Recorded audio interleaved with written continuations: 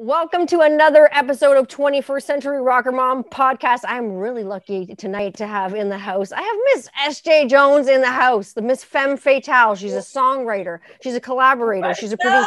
She's an engineer. What are you not? Hello. I am not a basketball player. Me neither. I'm way too short. Contrary to everyone's belief, because I'm like 6'1", I'm really bad at basketball. You're 6'1"? I'm huge. Holy smokes! Gigantus. Well, I am. I don't know if we'll ever talk about our heights. I don't know. I am 4'10". Shut up. Yeah, I'm really small. No way. Well, your personality is huge. I would never have thought that. It's just my bad attitude yelling at people. Right, because Morgan and I were always laughing because I was like, could you imagine what we would look like next to each other performing Moot? Because I'm literally a foot taller than her. Oh, yeah, you are taller than Morgan too. And oh my God. And that's how I'm taller. Thank God for Morgan, because if it wouldn't be for Morgan, I wouldn't have found out about you. And like, I heard Moot and it knocked my fucking socks off. Oh, like, man. Why? Not only because it's like my friend, it's collaborating with someone like obviously Morgan's like still my friend, obviously, and we've collaborated with each other over the years because of Kitty and things like that. But the song itself was so good. And when I heard it before I saw the video, and I heard the production on it, and I was like, who the fuck produced that? Because I'm a huge production nerd. I'm like, to me, and I don't know if you're gonna like this or you're not gonna like this, but here it comes. To me, I was like, holy Van Dyke Park's neon ballroom, I'm shitting my pants. It was just so awesome. Oh, I love that. I love all of that. Thank you. It's definitely the project is interesting because it's kind of like I'm just releasing demos, you know. It's like, yes, there's no money behind it. It's just like I'm making some songs that are like brutally important to me musically. It's like, you know, I'm in here mixing them and then that we put them out, you know. So it's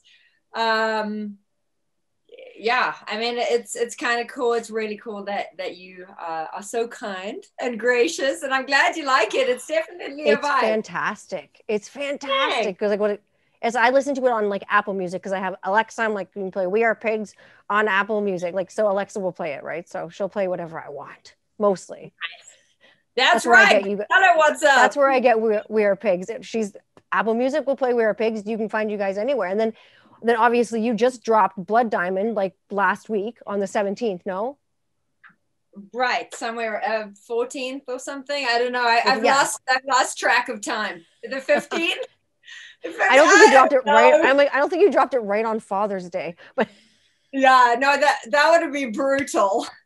I didn't even know that it was Father's Day. It's like it's something that I never celebrate, you know. So it's like it's a holiday I like miss over, and so I didn't realize that it was like a week before Father's Day, and I was like, that kind of makes me feel like a cold-hearted bitch, but you know, it is what I kind of think that, like, marketing wise, like from a marketing point of view, it's actually a really smart time to release it, because that track, for instance, like, you had sent that to me before, and I just like, that's another one where I kind of like crap myself again, because not just because the song and the writing is so good, and like the singing is so intense, and the subject matter obviously is really intense, dealing with trauma. How did you deal with that? Because you said you like that releasing this song is scaring the shit out of me, you know?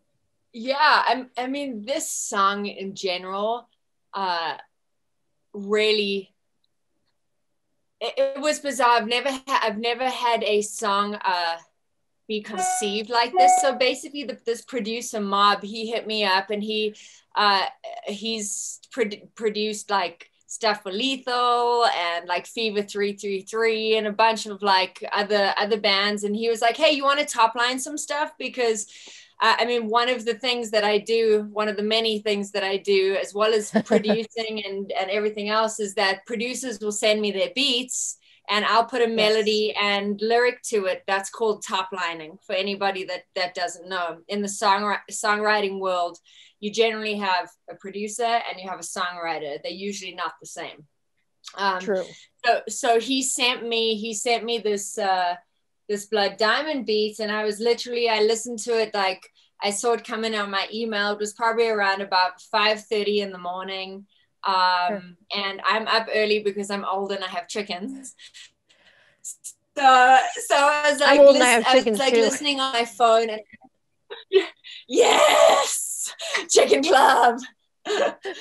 so anyway, I'm like literally listening like on my phone, like on one, and I literally just like shot out of bed and came, put the track in a Logic session, and exactly as you hear it from start to finish, that's one take demo vocal. It just came out. The song happened and it formed on the first take of taking it. Like, sure, I tuned up some parts, but it's so that vocal is completely, and it's, when I sent it to the guy, like he was like, okay, cool, go back and redo the vocals and we'll relook at the production. And I said no, I'm leaving it exactly as it is. If you want to release it like this, it has to be ugly as it is. And it is, it's ugly and raw and very like, we actually didn't even, when we sent the mix out, it's just to the stereo track with my vocal on top, we'd mastered it exactly like that, because I didn't like how the mix sounded when I sent the separates to them. I was like, I prefer, did the vocal get lost, or like what happened? Like, how did it just changed the rawness of it. It sounded too polished. And just one of my things that I just absolutely detest about where music is in life is that everything is so polished and everything sounds the same, and all the drums sound the same because they're all using Steven State samples, and it's like, so I like things that are ugly and raw, and those are the reason I go back to records that I love so much, like the Alanis Morissette Jagged Little Pill or Under Rug Swept. There's like moments in songs where there's just one weird clip breath, like, and I'm like, that's the breath that I'm waiting for the entire time. So we left, and then you get completely raw, and it is what it is. I think this song has been manifesting in me for like 20 years, somehow. And I'm glad it came out. Thank you. I'm glad it came out the way it did. Like, I love that what you've done with it, like even with like, there's tubular bells on it, which like, to me, like screams like church and abuse, and those kind of things go together for me.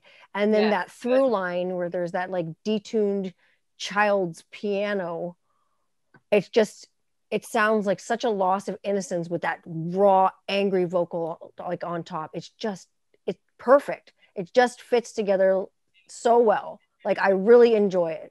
It's fantastic. And the video itself, and then you make your own video. This is another thing that you do. You are the mistress of your own video domain. There are 24 usable hours in every day. And you use all of them. Are you like the Energizer Bunny? I see you with a drum, like beating on it.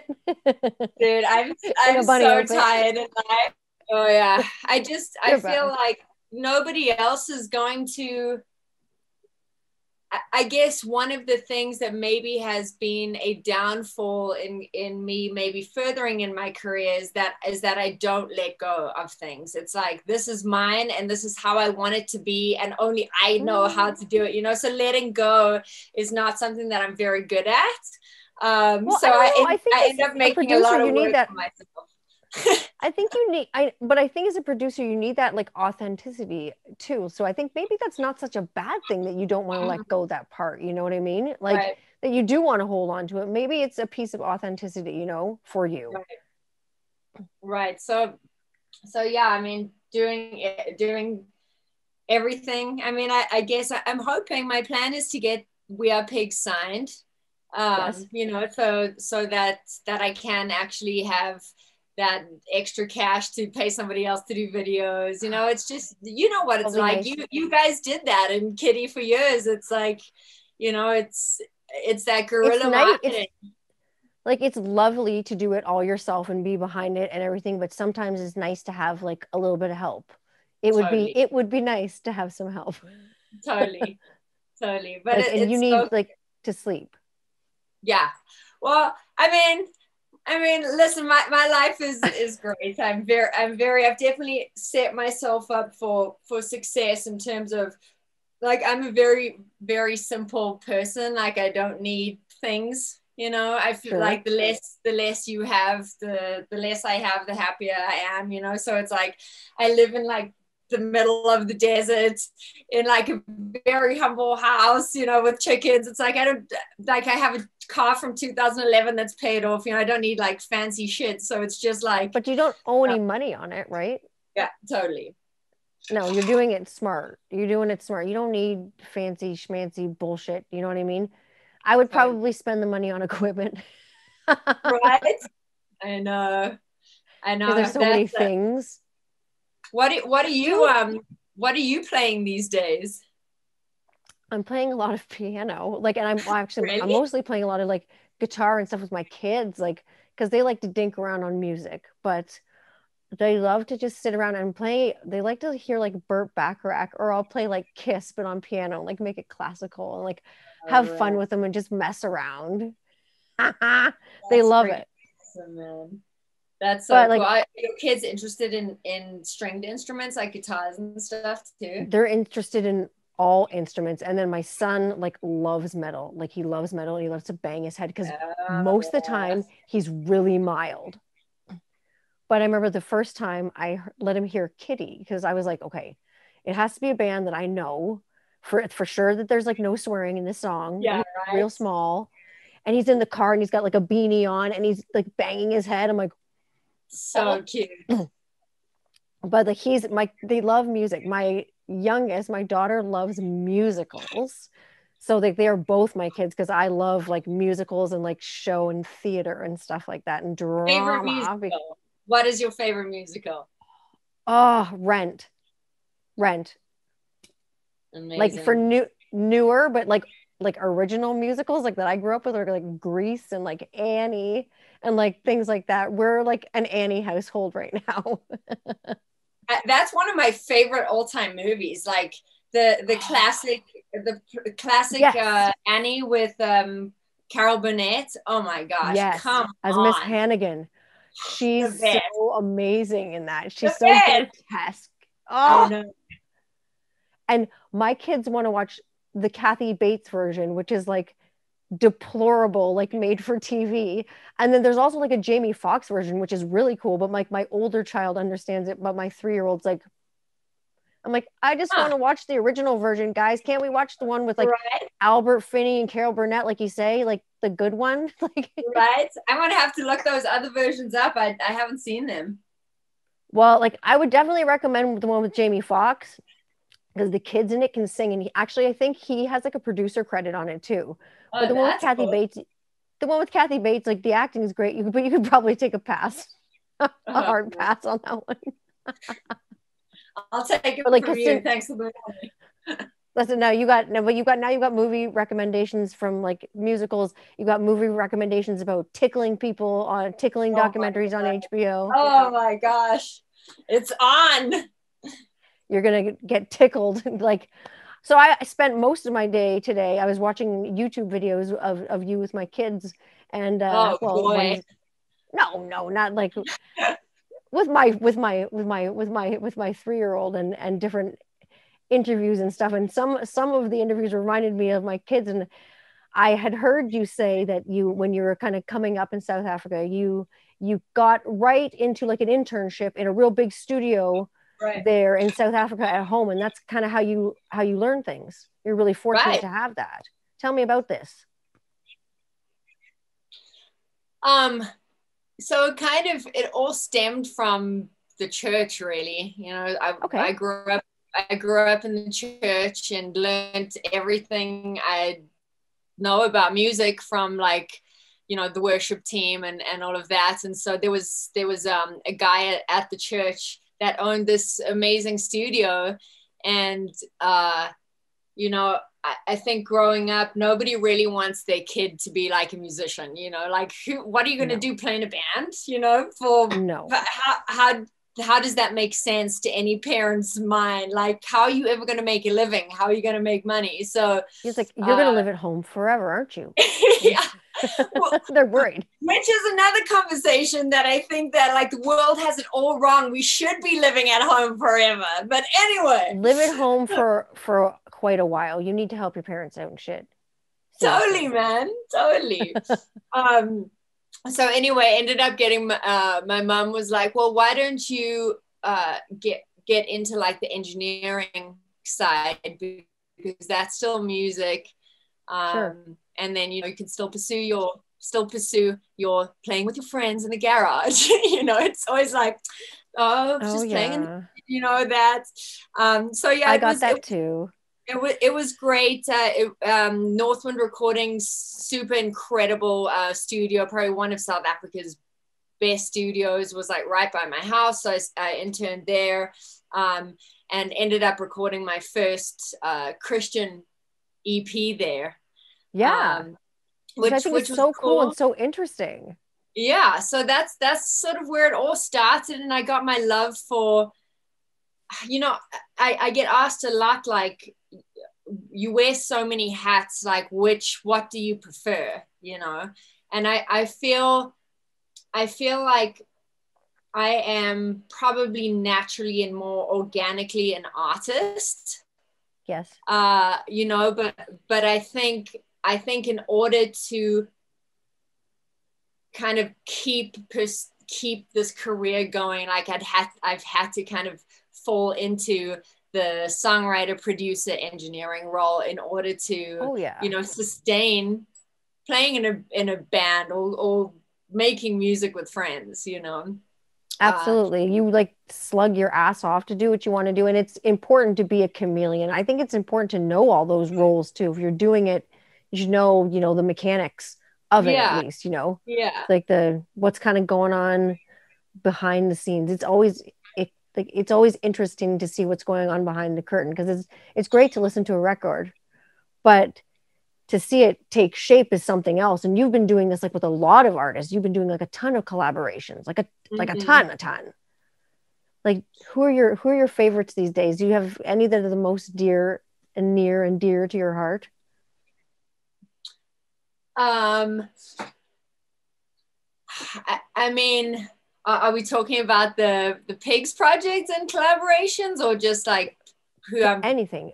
You're doing so many things. Like you've done so many things. You've done Pigs, you've done things with like Gray Days. I was seeing the other day you made a post that you were singing with like Chester Bennington's little girls, and they had a chance to be a part of something, that their dad is a part of. Like you are a part of, like you say, you wear so many hats, and you're a part of so many things. That's incredible. Like that's a lot of like music and business kind of mixed with a lot of humanity. That must be kind of cool.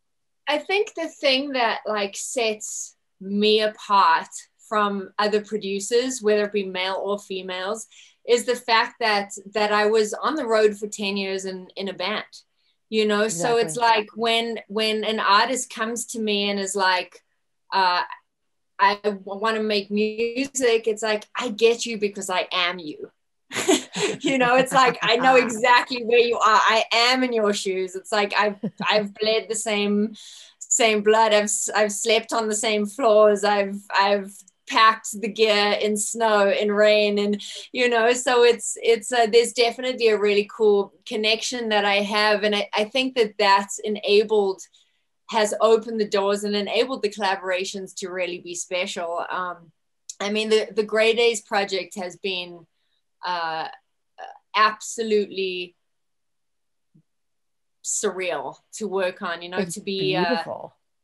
First of all, I mean, not that it should matter, but it does matter. First of all, as a woman, for a major label and for these band guys to go, like, we're going to trust you and you alone with Chester's vocal, and you're going to rewrite this music into a modern way, and then you're going to produce it, and we trust your vision.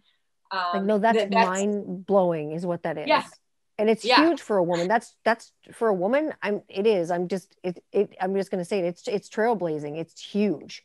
It's It shouldn't gigantic. be, but it is. No, yeah, it It's shouldn't be, but I mean, this is unfortunately this is the world we still are living in, right, where right, we got this big dicks, big pecs thing, but it looks totally. like you got the biggest dick of them all, and Yeah, I you're mean, just out here crushing it.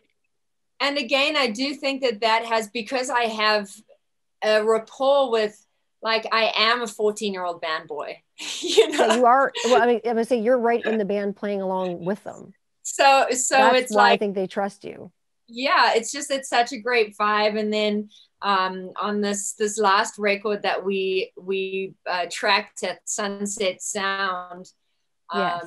I brought in Brian Virtue, and he did the Deftones records, did the Chevelle Yes. records, he did the 30 Seconds to Mars records. And so I was like, I want him to engineer this record, because I know he's gonna be able to capture the tones that I need in order to sonically escape this record where I need it to be. Um, Sure. so that was amazing. And then having Chester's 9-year-old twin girls come in and sing, I can't wait for you to Oh my hear gosh. them singing with their dad. It was just the coolest thing. That blows my Very, mind. Like, it's very, such a very legacy. emotional. I Yeah, bet. very I bet you that emotional. was hard. But such a beautiful, special day. And then we had Dave Navarro come in and Very collaborate with cool. us on the track. That was just like, I mean, Dave is this, there really is something about like people's it factor. Like Dave Sure. has to be like the sexiest man on earth. It's like he just walks into the room and you're just like, Yeah, he might be. wow. There's just something about him, and he's got such a lovely, beautiful, calming nature. And then he picks up a guitar, and it's like I've never heard tones come out of a guitar like this before. I'm just like, wow. So it really is cool. The experiences, I keep saying, like, Chester keeps bringing the most stellar humans into my life. And I never got to meet Chester, which is so crazy that I'm working on this record and with all these people that Chester loved. And Sure. somehow I'm in this fold. It's just amazing. Well, things all come together like that for like a reason. I think you're the like absolute right person to like take care of this baby, because that's what it is. Like when you're an artist and you make something, it's like your baby. It's like your little creation. It's Right. You're very protective over it, and you want it to go a certain way, and you want things to be a certain way, and you want things to turn out a certain way, and you want to keep it safe. And it seems Totally. like it seems like all the sessions, when I see things in videos and little clips and things of sessions, everybody seems to be like the vibe and the mood just seems to be so good and so positive. So positive. It's Like, such actually, a wonderful thing. I mean, you've made records before, so you know that it's not always good. Sometimes it's It tense up in there. Yeah, totally. And this record was just, I think we, once everyone was just kind of like, this, we're handing the reins over to Esjay, was sort of, it was a very organic, very uplifting. Honestly, there was just not one bump in the road, from the like conception of every song to tracking to songwriting, production. It's just been such a pure delight. And I think that you will hear that come through on this next Grey Days record, which is so heavy and so delicious. And I'm so God, I'm excited for excited you guys to for. hear it. Um, I really I'm miss that excited for about how music. crazy it's going to be. I I'm very excited. miss that about music, because I feel like when bands that I love, I'm hearing, records come out, and I'm like, yeah, I mean, what, like everyone's trying to play shit down for radio. And I I know. get it. I understand that you have to have a radio hit in order to I don't know, to get a label deal or to get funded for a tour or Sometimes, yeah. to make money. But the music just doesn't feel the same to me anymore. You know, it's like there's nothing authentic, because bands are now going into rooms with people like me, and I've already produced an entire beat, and the band's just like going, oh, that's so cool, let's just write to it. You know, there's no longer, bands aren't sitting in rooms together anymore in a garage drinking beer, making music. They're making it on their laptops. That's how it's supposed to be made. Like most people made music like together. Like it was a together thing. And I think you like having people and bringing people together, that's why it works, and that's why it is so organic, because it is sometimes it can be cold and it feel really sterile to go into a studio sometimes. Well, for me at least, someone's already written something and I just have to go and do it cold. Sometimes I'm like, this feels like a hospital situation. This feels very sterile. Right. I feel like I just got to go in there and like do it like a robot. But this for you, like especially with the Grade A's project, but all the projects you do, like it seems like the sessions, like you like legitimately have a really good time. Like the vibes are always there for whatever the songs are about. I feel them. Like they come right through. It's not as flat like you say as today's music. You're welcome. Thank you. Yeah, I think I also, it's like as you get older, you know, in like my 20s, it's sort of you're willing to compromise, you know, because it's like, oh, okay, well, I need to get to this next point in my career. And now I'm just like, I would rather just not, you know, it's like if we aren't going to be making music that we are so stoked about, like, let's just not. Don't do it. I would rather go and watch the Kitty documentary on Netflix.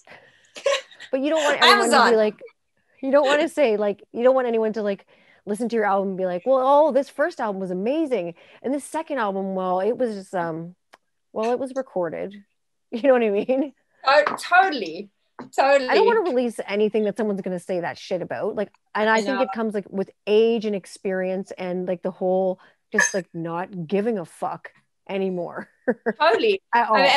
And honestly, that's where I'm at with life, is like with the We Are Pigs project, is I really do not give like two shits if you like it or not. I'm like, this is completely self-indulgence and completely for me. But you know, it's great. Yeah, your self-indulgence is paying off for so many people. Like, it's great. Keep self-indulging. Like, right. I was with actually Morgan was on the Zoom with me when we were chatting with Richard from Filter. Yes. And he was the one, he was like, you know, over all my years of making music, he said the songs that the label's always gone, or, you know, but have been my most self-indulgent songs are the ones that have been the biggest hits. And I thought, isn't that interesting? You know, and now we are artists are subjected to A&Rs or labels who, to be honest, I don't think they have a musical bone in their body, and they're choosing the singles, and I'm just like, what is going on in the music industry?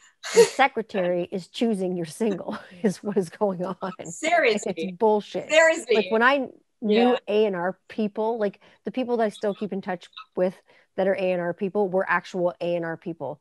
They picked great shit. They were amazing people. Things nowadays, it's just what will make a cajillion dollars, or, you know, some obscene amount that doesn't exist. And a lot of people caved. Like, I would love some Justin Bieber money, but wouldn't we all? I want my own plane. But you know, I look like Justin Bieber today. You look super dope. I love how you look. You got a fresh cut. I gave my family a fresh cut, and I did not give myself one. So I was like, well, it looks like I'm going to look like Ice Cube fucked Lisa Loeb. So that's my look tonight. I'm into it.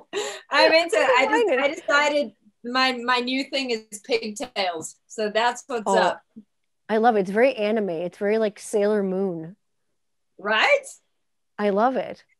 I'm into it. I love it. Now with you and songwriting and producing, now especially when you're creating, doing process things like that, does where you are, like I know for me, if I'm by water, I like to write. It makes me really calm being by water, no matter where it is. Does where you are, location, whether geographically where you are in the world, or whether you're in the desert, like filming a video at 4 o'clock in the morning, like a crazy person, or if you're like in water or by the beach, or in a forest, whether you're at home or you're in California in a studio, do those things, how much do they affect how you create? It's a very good question because I don't actually think I've ever thought about it. I'm definitely a beach person. Like I live in the desert for no other reason than this is where I live. But where I would love to live is by water. I'm definitely a water baby, but I don't really think creativity is affected by my surroundings. I think creativity is more generally, I find if I'm extremely happy, that is not good for creation. Yes, I agree. So it's better always to be in like a constant state of like not so much happiness. Oh, yeah, I know that so sounds true. really fucked up, but no, but it's it's just so like true. I just don't I'm more inspired and more angsty and more driven when I'm like, oh yeah, well fuck you. You know, Fuck like this if shit. there's a little if there is a little bit of a pin in my wheel, I definitely work better. And you know, I guess that maybe that has everything to do with, I don't know, like stemming from childhood stuff, but it's just I function Sure. better with when there is like a little bit of a state of uneasiness in my Me life. too. When there's a little bit of like pressure on and I've got like a bit of like a stick up my ass, I will Totally. definitely work harder. Especially Totally. if I've got like a bone to pick. Exactly. Exactly. Pick the Yeah. It's strange how that is. I listen to a lot of artists that I'm definitely a creature of habit. And so yeah. there's artists that I just don't listen to a lot. I mean, I do listen to new stuff just out of like interest of what's happening sonically, you know, and seeing Yes. if there's anything uh, that you know that should be on my radar. I'm definitely, you know, it's what I do for a job, so I'm definitely dialed in and I know what's going on sonically on the charts. And but I just like Yeah. bands that I listen to, it's like I listen to the Kitty record all the time, I listen to the Deftones record, like, but the earlier ones, Around the Fur and White Exactly. Like Pony, around the fur and uh, exactly. and like the Alanis Morissette, like Under Rug Swept and Jagged Little Pill, you know. And I kind of feel that as I've seen people get older and maybe happier and more comfortable in life, I feel like it's been detrimental to their art. So I think like Oh yeah. there needs to be a balance, and that's when you bring in collaborators that can maybe, you know, give you a little bit of that edge or that angst.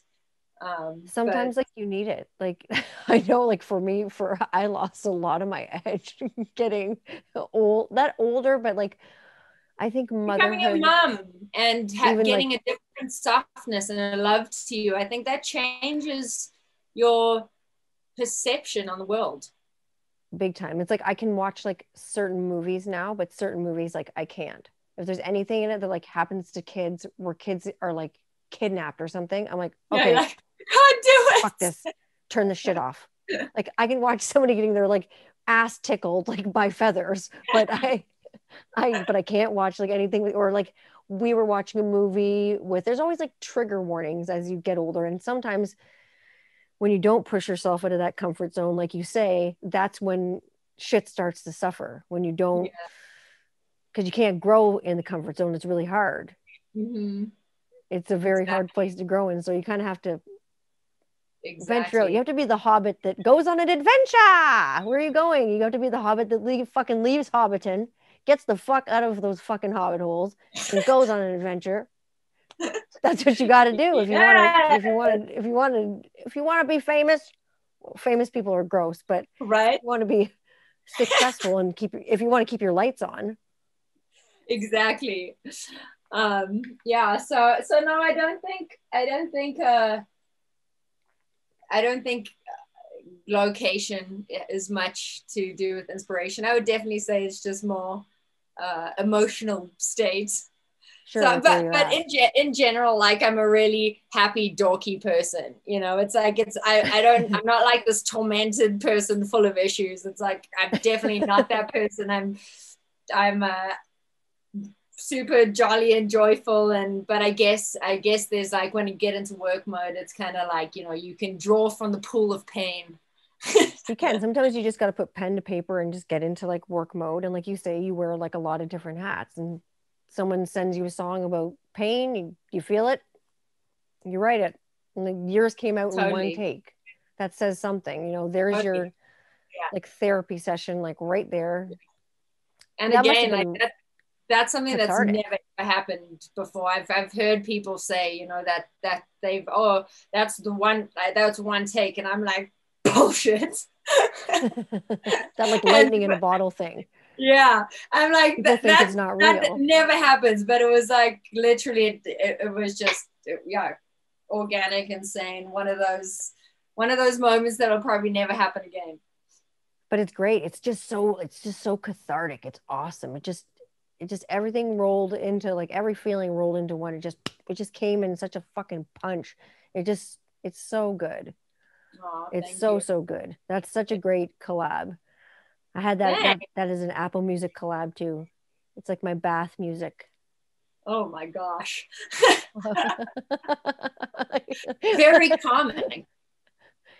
Totally. I put my bath bomb in there. Kids are in bed. I'm like, go sleep. Put you on, and then I'm like, and then I'm calm. I'll put on some Grateful Dead. I'm like, don't fall asleep in the bath. It. Oh, nice. Oh, Nice. oh, I like the Grateful Dead a little bit.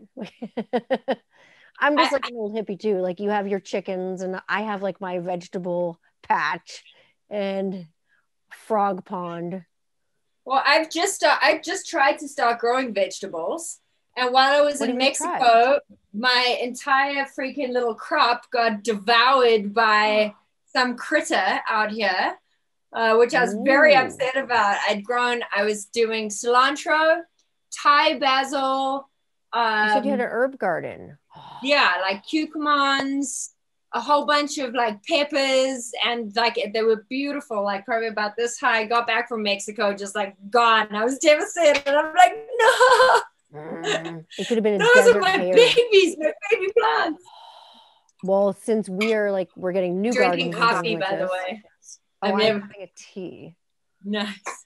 Just If in I had case you think coffee, like I'm sipping on like some moonshine over here, it's you actually can sip coffee. on you can sip on gin and juice. You can do whatever the hell you want. It's a Yeah. free world. You can have whatever you want. I didn't know if you wanted to have any, if like people have, I don't know what people drink anymore. I drink all kinds of things. I drink these, I'm having a tea that has like CBD in it. It's calming. It relaxes my body. It's tastes like lavender and flowers, and there's oat milk in there because Mm, hippies. I like it. Nothing's eaten my plants, thank God, so far, but I'm growing some stuff, but I've had to transplant them into my like new gardens. So I've been growing like tomatoes and beans and stuff like Oh, that. I'm so jealous. Well, because I don't eat anything but plants now. The rest of the family are meat You're eaters. vegetarian No, or I'm vegan? vegan. Wow, I've gone, cool. Good for you. well, I've had to for like, I'm not like preachy or it's totally 100% for health reasons. Like, Yeah. doctor was like, hey, you're not digesting meat. I was like, hey, no meat and dairy. It's just like sucking bad. And I'm like, let's try this. It worked for me. It's not going to work for the rest of the fam family. They need their meat. And I still love Yeah. doing things like barbecuing and being crazy and smoking meat and stuff like that. So I do it for them. And I just smoke myself a big piece of tofu. Amazing. Amazing. I'm a big believer in I'm a of trying to cut meat out of your diet. I think that the US and first world countries and how they're treating meat, and I mean it's I definitely try and eat less meat just because of how animals are treated. But Sure. I have a I definitely have like some food things going on where it's like I'm just panicking about when I'm going to eat next. Like, and I've never been without a meal in my life, but for some reason I'm like, at breakfast I'm thinking about what I'm eating for lunch. At lunch I'm thinking about what I'm eating for dinner. I'm like, I'm starving always, and I'm like, when can I get like a freaking steak, and when can I get a? So it's, I haven't been able to cut meat out, but I've definitely trying. Like we eat in our household, we probably eat like 4 days out, 4 or 5 days out of the week vegetarian, I would say. Oh wow, that's a lot. We, well, I mean, there's meat in this house every day. Like I cook bacon probably every single morning. My kids are like major bacon and egg kids because like I don't do a lot of like sugar cereals and crap because at one time, many moons ago, I had a background in dentistry. We don't need to talk about that. Yuck. What a job. You used to be a dentist? No, not a dentist. I did the assisting side of it, and like I did stuff like in the OR and like sleep dentistry. Oh my gosh. People would be put to sleep. I did a lot of pediatrics, but then I did a lot of like nervous adults and stuff too. And when people get put to sleep, like they say a lot of weird shit. It's like the quietest people say the most amazing shit under anesthetic. So oh my gosh. I got to be at the fly on the wall for that while like blood and like shit flew out my face while I was like extracting. Oh my Lord. Always a pretty dirty job. I did that for like 15 years. Man, I honestly, I don't have many phobias in life, and the dentist is my absolute phobia. Like it is honestly, when we're in Mexico, I just had my teeth cleaned. I fucking hate the dentist. I'm going to say that. Because it costs like $20 to have your teeth cleaned in Mexico. And I'm just having things in my mouth. Like I'm just sitting there and I'm just panicking. It's like, oh my God, like you got to get away from my teeth. Like I've got great teeth. I've never even had a cavity before, but I couldn't imagine having a needle in my mouth. I would lose my shit. Oh, I had a cavity. I didn't get my first cavity until I was 24. And it was like somebody diagnosed me with something I was going to die with. Oh God. The dentist like came into the room and he was like, Tanya. And I was like, yes. And he's like, you have, I'm like, what? He's like, a cavity. And I was like, oh, I was shocked. I was like, fuck that. I'm like, but I floss. So like I had to have a cavity filled. And this was at the time where I'd already been through like dental assisting, like college and stuff like that. And I knew what they were going to fucking do to me. And I knew they were going to have to freeze me. And I was like, I hate the dentist. I fucking hate everything about it. I hate going. It's because I know what the fuck is going on. I know what they're going to do all up in there. And I had to have this cavity filled. It was fucking terrible. I did not like it at all. But the dentist I went to, thank God, and like the dentist that I go to now is the dentist that I worked for. And they know how nervous I am. So they're totally awesome. And I got a cavity for my 36th birthday. Oh my God. I'm like, give me the gas. I need to take something before I come in here, like some like Valium or something. I'm like, because I cannot handle being at the dentist. Even though I know them, I think I make them nervous too. Because I'm like, you better freeze me. I better not fucking feel this. And they're like, oh shit, don't say that to me. Now the pressure's on. I would honestly just rather be like, under like put out under like full just knock me out. I don't want to know what's going on. No, it's like when you put somebody out for getting stuff done with their teeth, especially when it's like an adult, if you're not fully out, they give you like so much drugs that it's like a Sunday afternoon nap on the couch, and you wake up, you know, once in a while to kind of like look at the sun a little bit, and then you kind of fall back asleep again. It's like that. You're kind of like aware that you're there, but you don't really give a crap. Oh, is this a friend? Who's this? Hello. Who's this? This is Panda. Say hi, Panda. Hi, baby. Hi, guys. This is Panda. She's a French bulldog. Hi, guys. She's so cute. Hi, Panda. You want to come up here too, Bean? She's beautiful. Oh, and this is Bean. Oh. Oh my goodness. Hello. This is Bean. We just adopted her from Mexico. Hi. Hi. She's tranquilo. Oh my gosh, it's crazy. Okay. She's so happy. Bye, guys. Bye. Adios. Okay, let me get them out of here. Hold on. Come on, guys. That's okay. Oh, so girl. Okay, bye. Okay, I am back. Oh my gosh, that just made my whole day. I've had dogs my whole life, and I just lost my dog in the winter. You said so. My baby. He was like, oh, those girls are beautiful. Oh my gosh, they're so happy to be with you. I know, they're so good. Panda, just lie down, baby. Just lie down. Yeah, they're so cool. We've had Panda for like 8 years now. Oh. And then we had Bean is new. We adopted her from Mexico. Oh my gosh, hilarious story. So we flew down to Mexico to go and rescue her. And we got COVID while we were in freaking Mexico.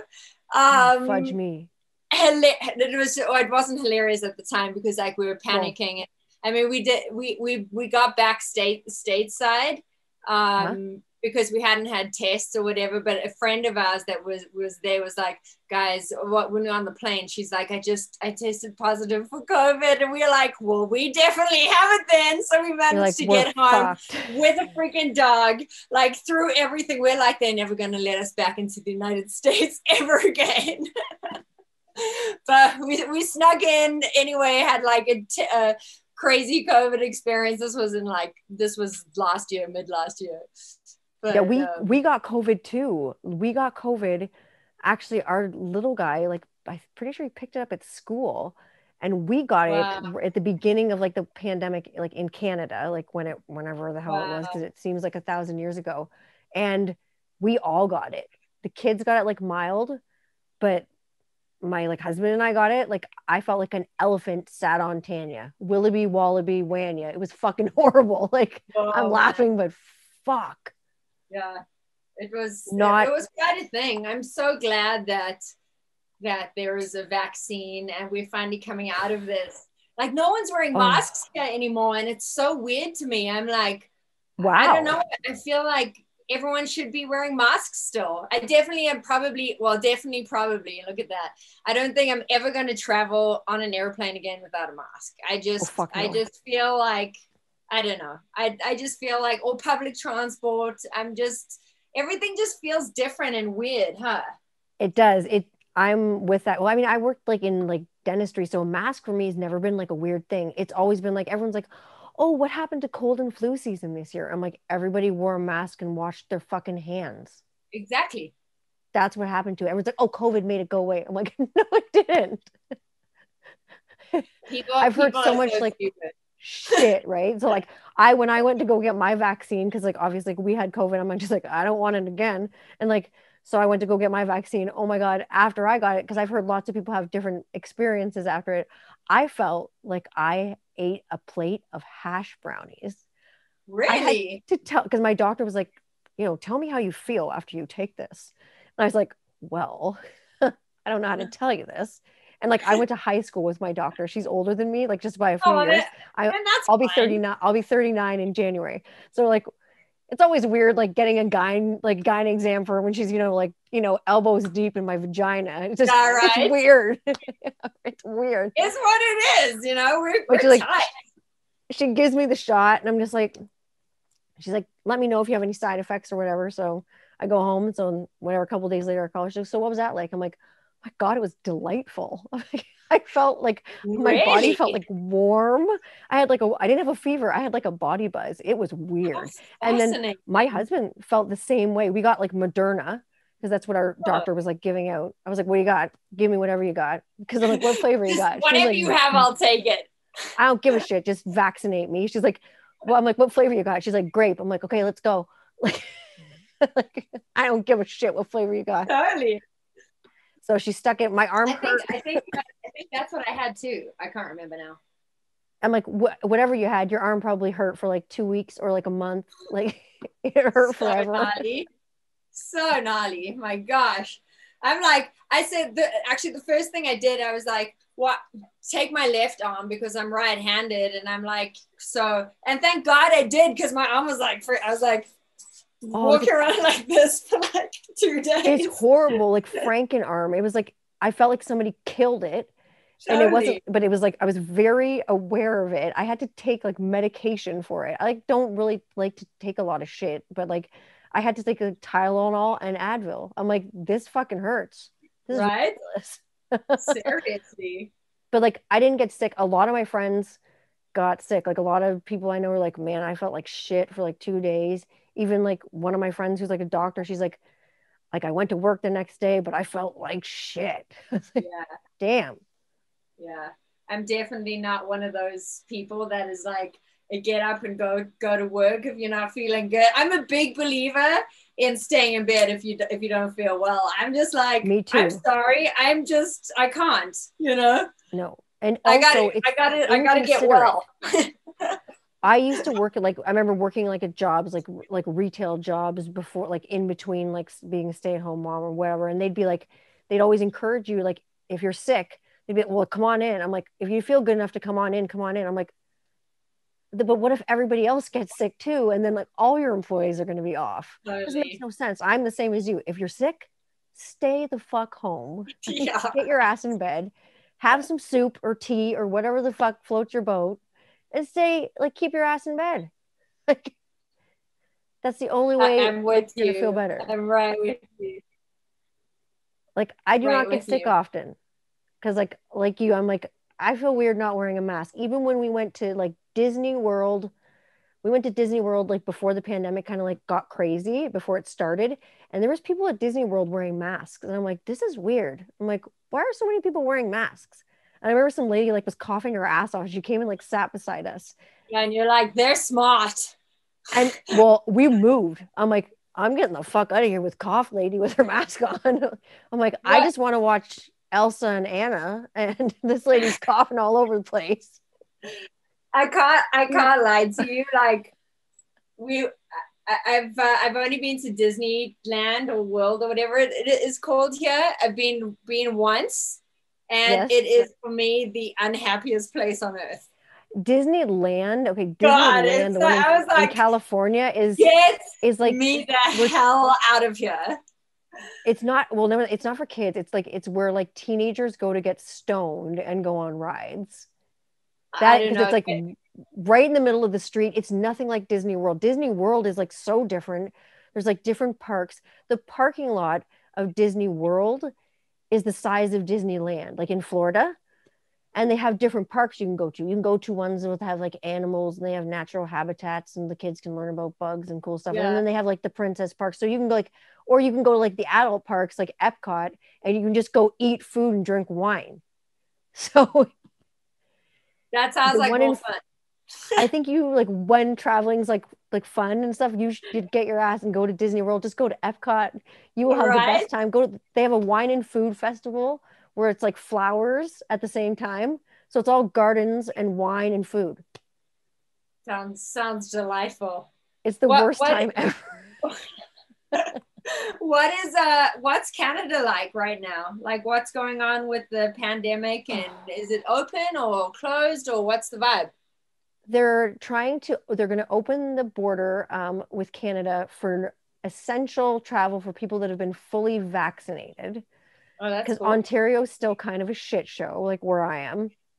So we're just going into what they're calling like stage two, where we can have like modified gatherings with masks on, like inside. We can only have 5 people inside our house. You're not really supposed to have people outside your household. Like it's like there's like rules like set out. If you saw it, you'd be like, huh? It's it's Wow.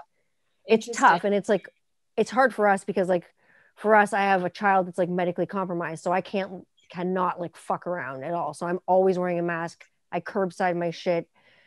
That's why I'm like vaccines save lives because I'm a big believer in science because I know that it works. Everyone thinks it's like, oh, there's like it's magic. I'm gonna get my vaccine and it's gonna be magic. I'm like, no, it's not magic. It's science. Right. I believe in science. Like I believe in it too. Like people are like, well, I need to do my research. I'm like, well, there are people that do that for us, and they're doctors Right? and scientists. you know, Seriously. I don't have time to do that kind of. I've done enough reading that I know what's safe and what's not. What did I need when I was a baby and got small and to go to school? I needed a little piece of paper that said I'd have vaccines. Totally. What are you going to need now? It's no, different, and people are freaking out, and it's crazy, and it's become this like political fight between a whole bunch of, crazy people. So nuts. And for me, it's So just nuts. like, I everybody. feel like Canada has like a good, uh, I don't know. Guess Canada feels like more progressive to me. I don't know It a lot about it, but I like how it seems from the outside looking in.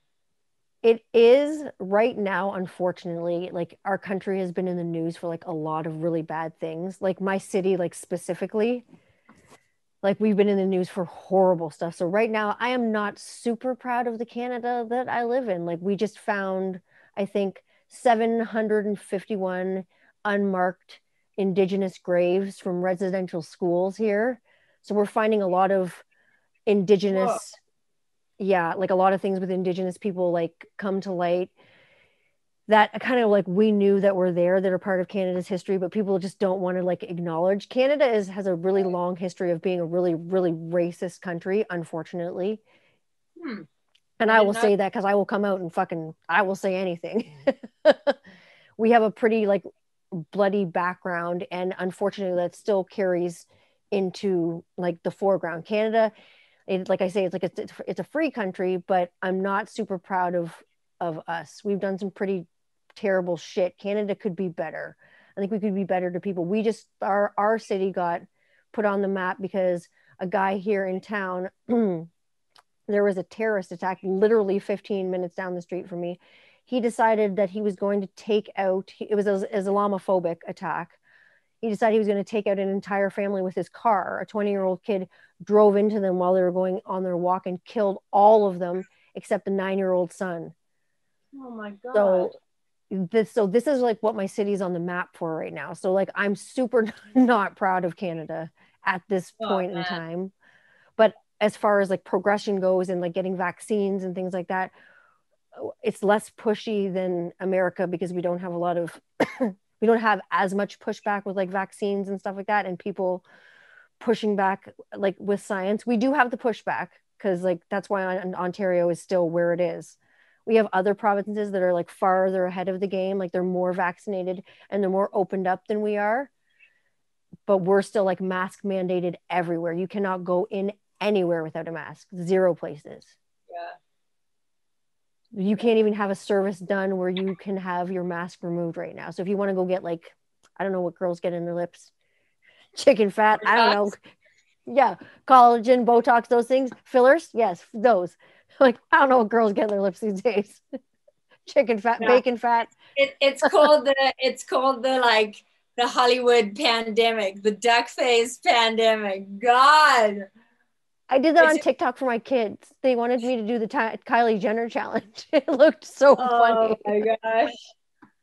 No, I Yeah, think that would not be a good permanent look for me. no, we could definitely go down a rampage of like thoughts and feelings, but let's not. No, I'm super good there. So what's like now I know that you were out in the desert shooting like at what did you say was it 4 a.m. wake up call? Was that like your like set call or was that what time you got up to go to the desert to film? Oh no, I just woke up at 4. So I've been working with Alanis Morissette's husband for a couple of years. His Okay. name is Soul Eye. He is Yes. like a positive rapper. He's really dope. He's got a super cool flow. You Cool. should look him up. I've done a couple of songs with him. This will be my third song with him, and I think it's going to be the first single off of his new record. And so Oh, cool. he is shooting his video. We're just shooting videos separately, like kind of how Morgan and I did the mood Yeah, video. like you guys each did your own thing and Um, then you put it and together. and so I just shot my parts out in the deserts, and it's so cool. Like honestly, you commented like magic hour. It really is like It you get is. 7 minutes. It's like there's these 7 minutes of magic, and Yes. it's just like, man, if you don't get what you want in those 7 minutes, it's like, gosh, you got to do it again. And it's like it's No, it looks gone super until the cool, next day. right? Oh, It looks because super I saw like cool. I saw the light that you captured, and I was like, oh shit. I'm like, what's she Yeah, up to right now? What yeah. are you doing? It looks really cool and moody.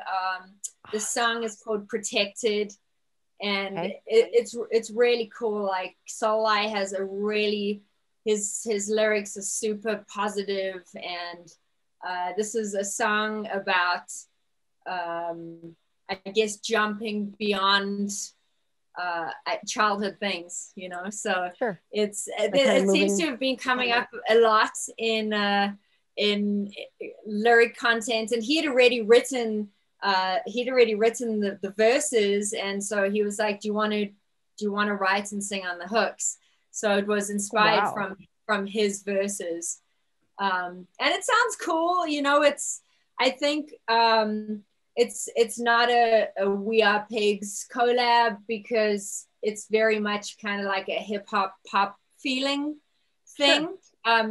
And yeah, so I mean, you'll hear it's really cool. I love the song. It gives me all the feels, I think that's and I'm cool that that's excited for you it to can be come out. so well, I did think it's amazing you could be so fluid because I think that's what's so cool about being an artist and being in music, not being like stuck into one corner with like one genre.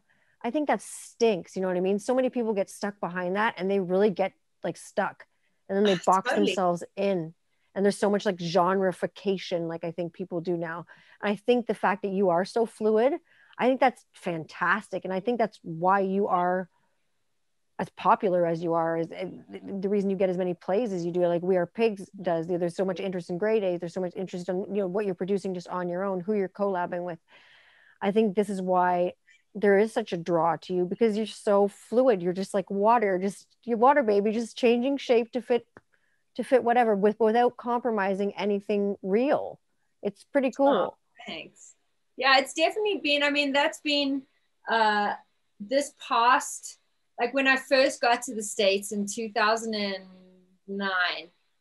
um I mean, I was couch surfing and playing cover songs in bars 5 nights a week. You know, that was what I was doing, and then got into the songwriting thing, and I learned so much from there, being around these massive producers. You know, Alex the Kid, J.R. Rotem, uh, seeing how top liners work, and being able to use my voice as an instrument. You know, Yes. not only to have, over these past 10 years, I've definitely found my voice, which I like and I would like to be, which is represented in We Are Pigs. However, from a business point of view, being able to sing in a more pop, I mean, my tone is definitely more rocky, but you know, Yeah. I can definitely twist it a bit to be able to at least demo a song. If like, hey, this is a great hook for Rihanna, you know, Yep. let me sing it in more the style of Rihanna, and let's send it to her A&R and see what happens, you Yeah. know. Why the hell not? So being able to, and this is for anyone listening that happens to be a songwriter or interested in doing it, it's being able to represent an artist in a demo by manipulating your voice is really important, you know, because they'll be able to hear themselves through you, you know, but in an own unique way. Like, for example, when Sia wrote that huge song, shine bright like a diamond, Oh, you know, yep. and Yep.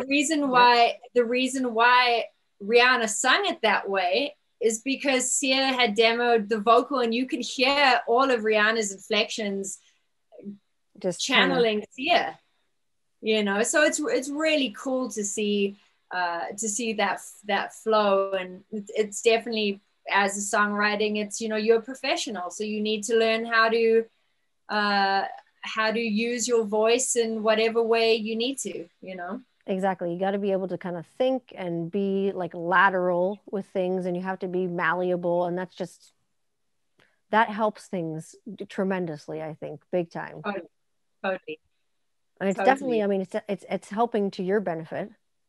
Yeah, absolutely. Even, And also from like a songwriting point of view, you know, it's like I used to only write songs on guitar. sure. and watching, being in the room with these massive producers and seeing how people will create beats first and then write the song to the beat.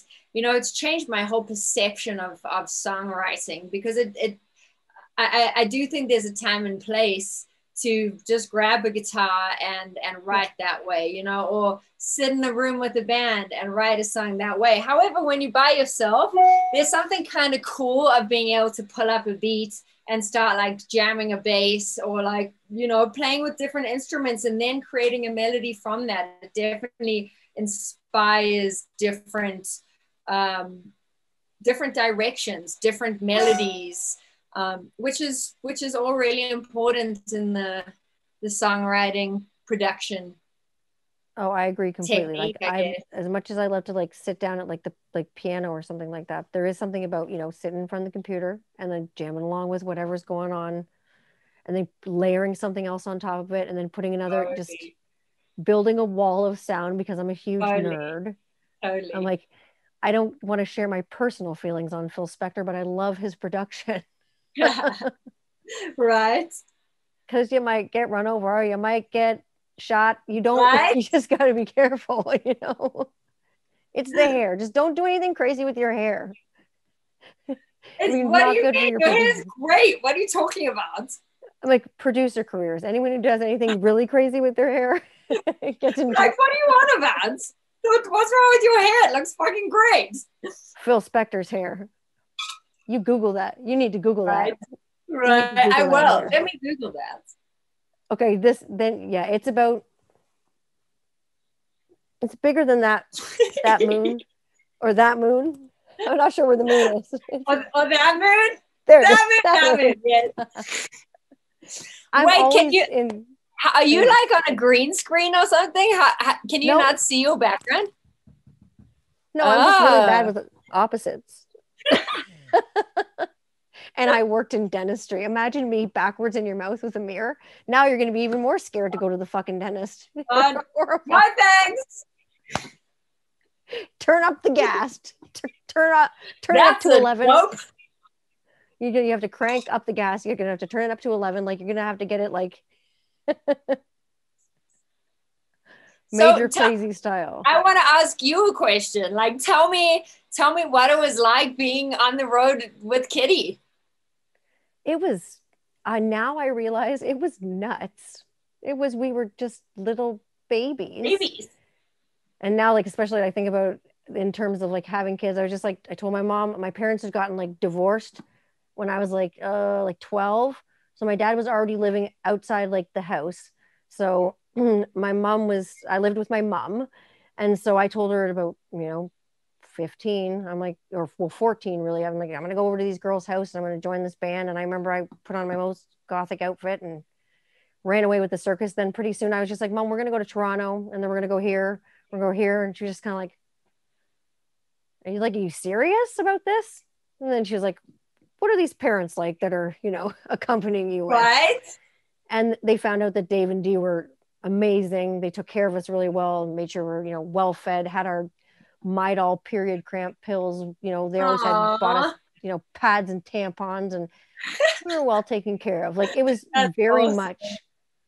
We were very much kids, like on the road, very much.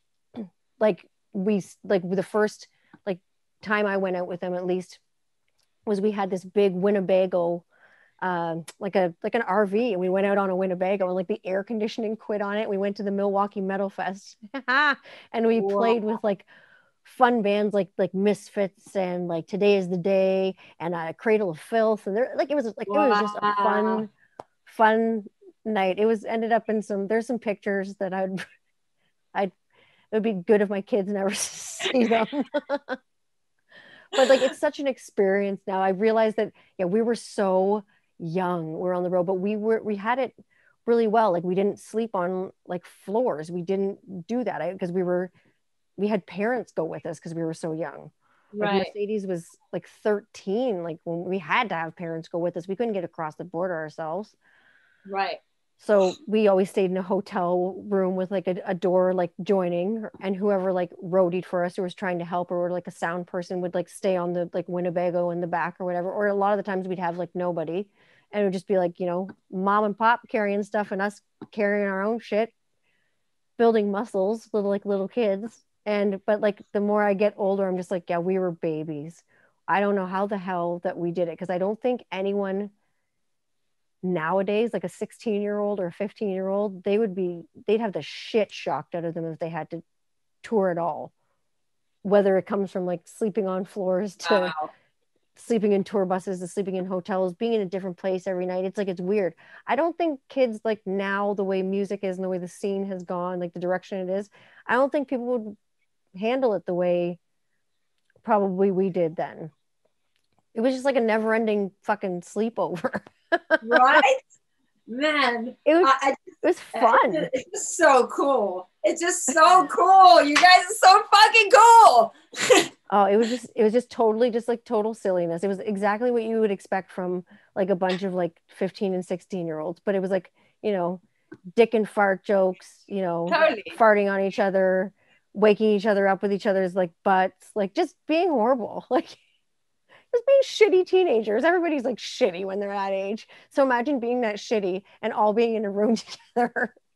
So Oh I man. got to like, Amazing. we all had to like bed share. So we do mean things to each other. So my bed sharing partner was always Morgan, and Mercedes always slept with Fallon. So I do horrible things like I don't sleep well. So I get a pair of glow in the dark underwear. And while everyone was trying to sleep in the pitch dark, I'd just be dancing around the room in them. But it would just Oh be just like my a big God. glowing underpants. So That's hysterical. that's kind of like what it was like to tour with Kitty in the early days. Pretty So much cool. ridiculous. So cool.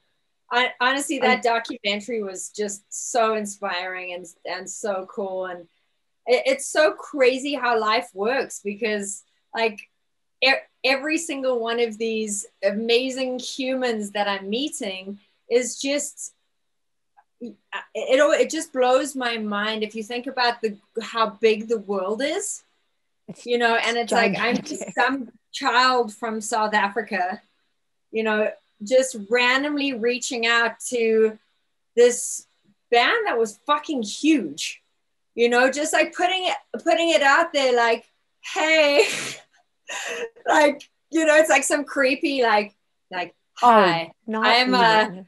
my aunt just died and I want to deposit $50 million in your bank account. Are you also an Arabian prince? Like, Why, yes, I am. How did you know? I can see your crown. No, I didn't think it was weird at all, because Morgan's always like, I got to make sure people are like legit, like, Yeah. because she's had some like crazy shit happen to her. Like Oh my I've had God, I some bet. I've had some crazy shit happen to me too, but like we will not get into that. I've got some like Dude, stalker people crap going are on. creepy.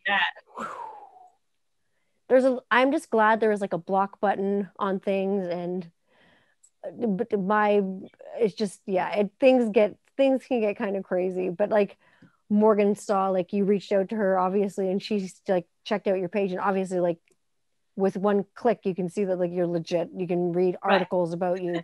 I mean, I was reading like Gina Shock, like from the Go-Go's, talking about you. I'm like the Yeah, Go-Go's is she's like one of my favorite bands awesome. ever. Like I grew up with the Go-Go's, Yeah. and Yeah, I Gina's love Gina awesome. Shock. We wrote a bunch of songs for a bunch of cool artists. Gina's so cool. I can't wait to see her again soon. Hopefully next time. I actually saw she was in LA when I was in Mexico, but it'll be good to catch up with her again. She's a legend. She's, Such a oh my cool God, person. she's such a solid frigging drummer and just like human being. I mean, I love all the Go-Go's, but Gina Shock, she's just such a solid drummer. Holy smokes. Yeah, she's She's awesome. she's one of those drummers that just like blows my like friggin' mind, because like it's always funny when you go to, I did a show I think one time on drummers. I was looking at drummers and doing research, and every drummer that came up was like a guy. I'm like, hello. I'm like, there are some other drummers that you need to know about. So like some people went to the Hard Knock School of Drummers, but Gina Shock was on that list. And when I saw her talking about you, I'm like, what on earth were you doing with Gina Shock? Yeah, she's so cool. Gina had one of Gina's first like songwriting hits was that Miley Cyrus song, the song that set Miley up for success. And so we did a couple of writing sessions for Miley, and that's kind of how we got into the circle. So yeah, That's cool. she's a beast. Yeah, She's a she's totally a beast. beast. She's a freaking trailblazing beast ass legend. She's crazy. She's Totally. awesome. So it's It's so great amazing. Like you say, like to see more women do like actually being highlighted how they should be. Like I honestly exactly. feel like I don't know what it is, but maybe it's just that men are just intimidated. And I feel like that's the reason why I I don't know. agree. It's like I think a lot of guys are just intimidated, and that's the reason why there's always been this off balance. But I've That's just it's always started, been the way it's been for yeah, like day one for us. Men have been like we'd get up on stage and we'd get like boo his stat or whatever. And I remember like people saying to us, "Oh, girls, like don't worry about it. It's just because you made their dicks feel small."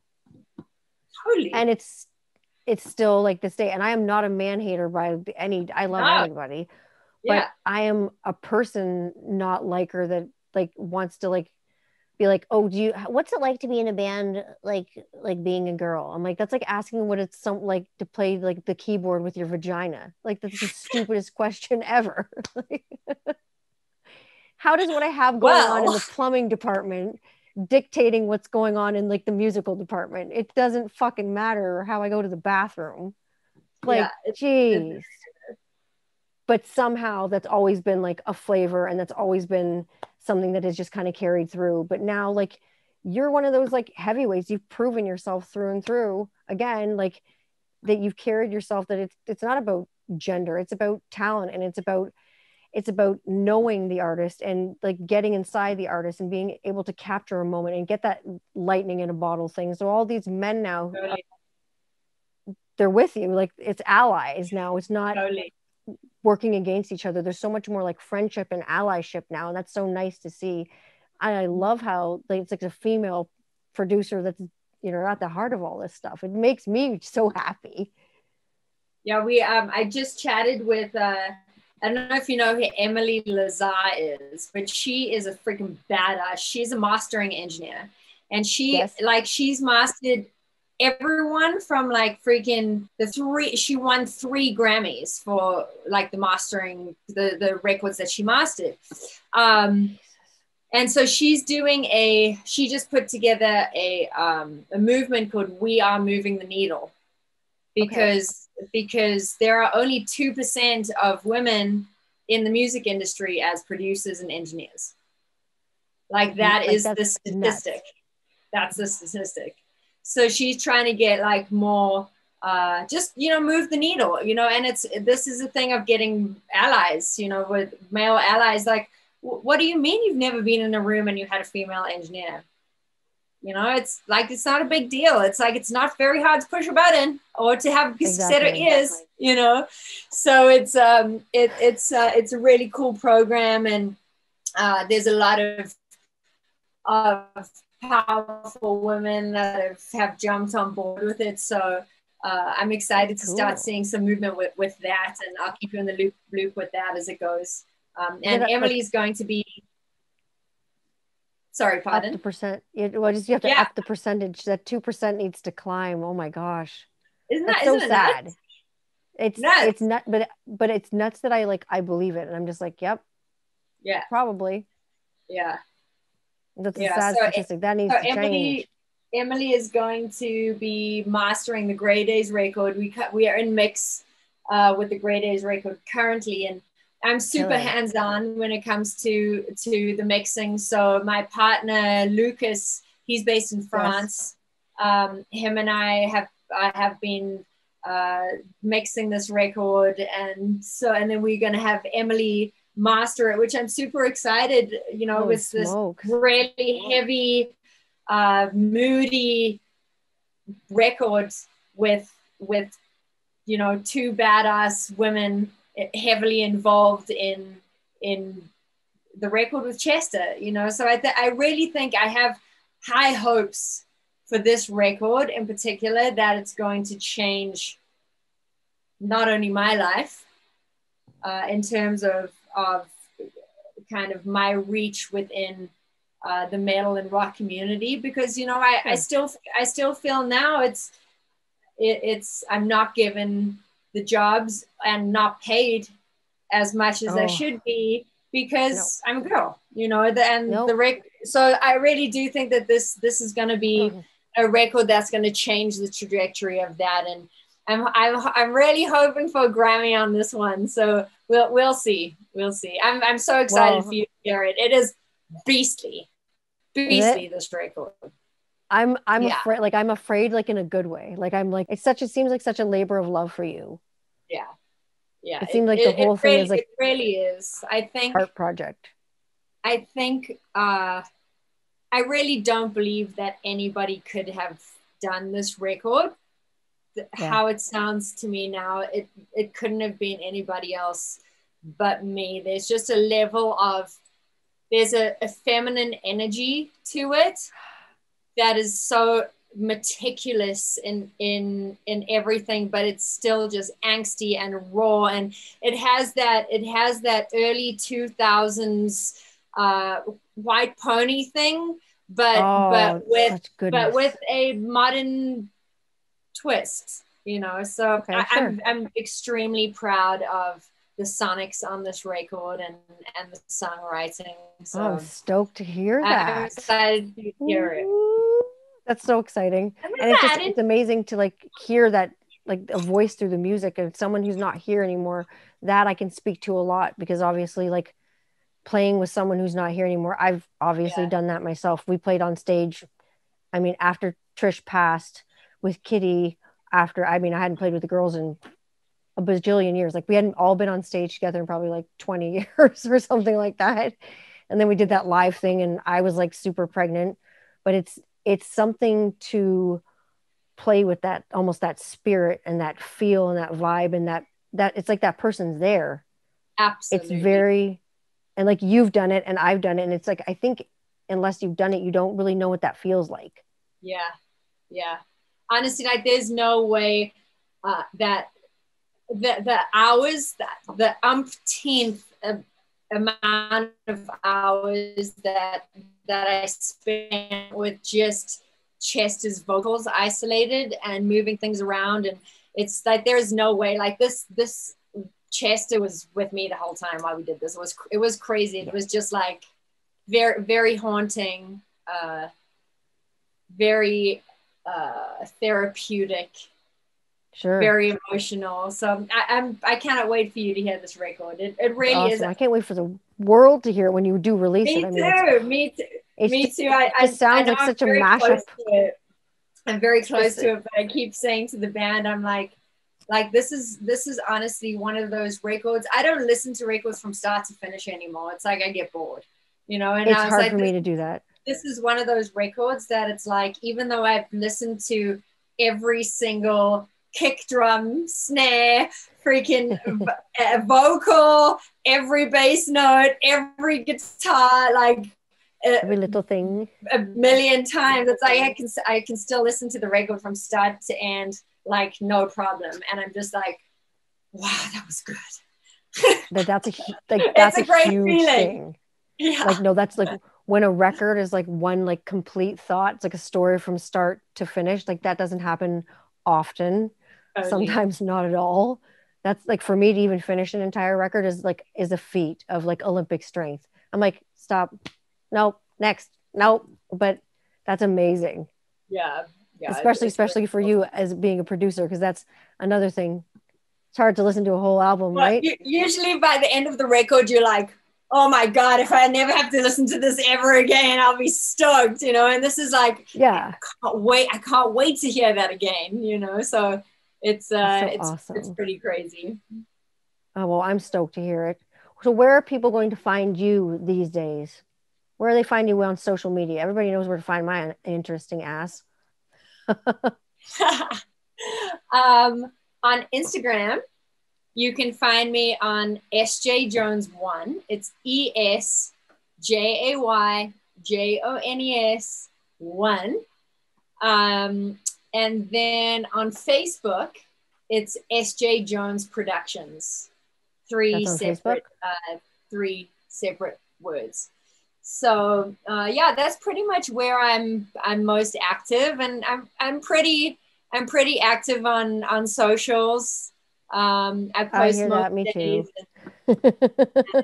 It's such a weird thing. Like, do you remember life without social media? Like, I don't even know what to do with myself when I don't have my phone. Like, It's I have weird a because panic attack when I don't have this thing with me for some stupid well, reason. I'm like, it needs to mine's go. like it's so strange not to have it because it does like everything. It calculates my kids' carbs. It like monitors its blood sugar. It does everything. I'm like, I don't Wow. remember life without social media. And everybody, that's kind of like where I'm at, like all the time. So everybody Crazy. knows where you can find my uninteresting ass. You can find me Right. on Instagram at 21st Century Rocker Mom Podcast. Sometimes you can find me on TikTok doing weird shit for my kids, also at 21st Century Rocker Mom Podcast.